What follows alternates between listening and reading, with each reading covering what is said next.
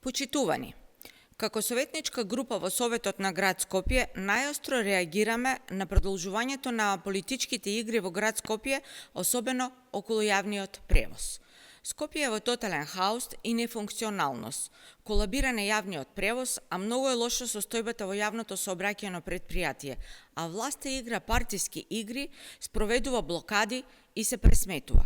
Политичките пресметки помеѓу Мицковски и Арсовска се врз грбот на граѓаните на Скопје и мора да прекинат. Тендерот за набавка на нафта за потребите на јавното сообраќајно предпријатие е дефинитивно поништен. Се пријавил еден оператор кој не доставил банкарска гаранција. ЈСП интервентно склучи договор за набавка на нафта во вредност од 120 милиони денари, односно речиси 2 милиони евра.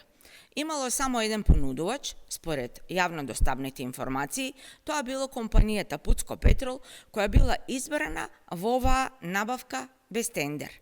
Оваа итна постапка била одобрена од Бирото за јавни набавки по налог на владата. За да биде лицемерието поголемо, токму постапката околу тендерот се спореше од власта минатата недела и ЈСП остана без нафта, а граѓаните без превоз. И тогаш, и сега, според нам достапните информации, станува збор за ист оператор.